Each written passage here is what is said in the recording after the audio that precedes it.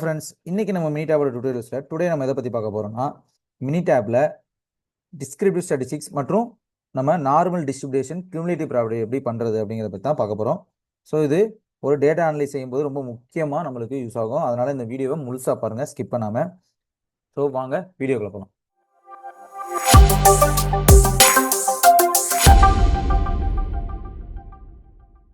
First descriptive ஸ்டாட்டிஸ்டிக்ஸ்னா என்னன்னு பார்க்கலாம்.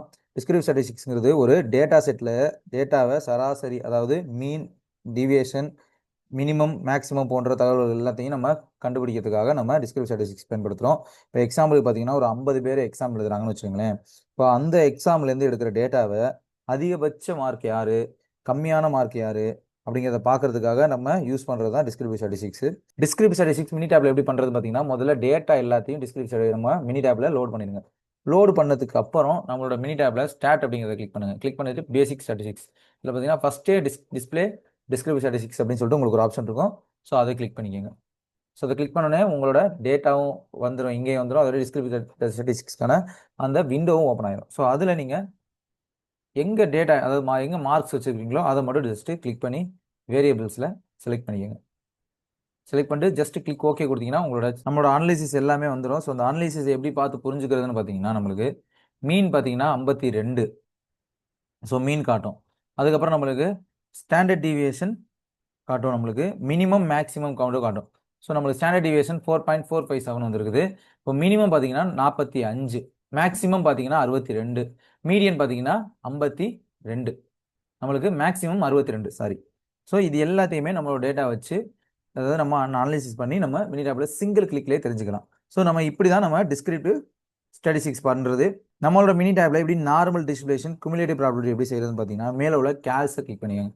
Click பண்ணிவிட்டு அதில் பார்த்தீங்கன்னா ப்ராபபிலிட்டி டிஸ்ட்ரிபியூஷன் இருக்கும். ஸோ அதில் போய்ட்டு நார்மல் சூஸ் பண்ணிக்கோங்க. இப்போ நார்மல் சூஸ் பண்ணிடுச்சு. சூஸ் பண்ணதுக்கப்புறம் இப்போ கியூமுலேட்டிவ் ப்ராபபிலிட்டி அப்படிங்கிறதுல உங்களோட அந்த ஆப்ஷன் வச்சுருங்க. வச்சுட்டு இப்போ மீன் எவ்வளோ, ஸ்டாண்டர்ட் டிவியேஷன் எவ்வளோ அப்படின்னு நீங்கள் என்ட்ரு பண்ணிக்கோங்க.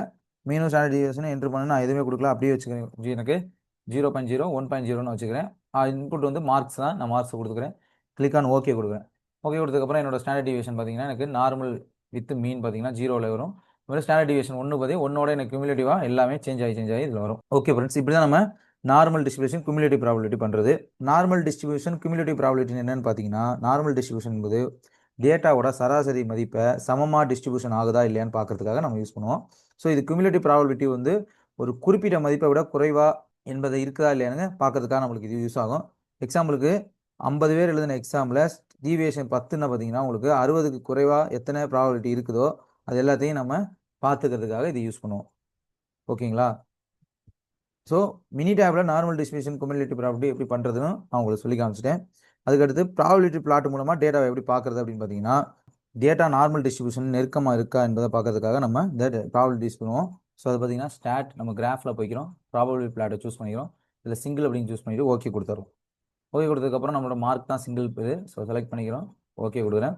ஸோ இப்போ ப்ராபபிலிட்டி பிளாட்டு நம்மளுக்கு கிரியேட் ஆகிடும். லோட் ஆகுது.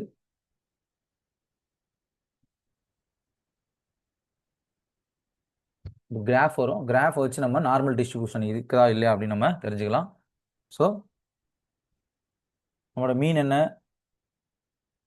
பி வேல்யூ எவ்வளோ, எல்லாமே நம்ம இந்த கிராஃபை பார்த்து தெரிஞ்சுக்கலாம். ஓகே ஃப்ரெண்ட்ஸ், இந்த வீடியோவில் டேட்டாவோட சராசரி, அதாவது ஸ்டாண்டர்ட் டிவியேஷன் கண்டுபிடிக்க டிஸ்கிரிப்டிவ் ஸ்டாட்டிஸ்டிக்ஸ் எப்படி உதவுது அப்படிங்கிறத பற்றி பார்த்தோம்.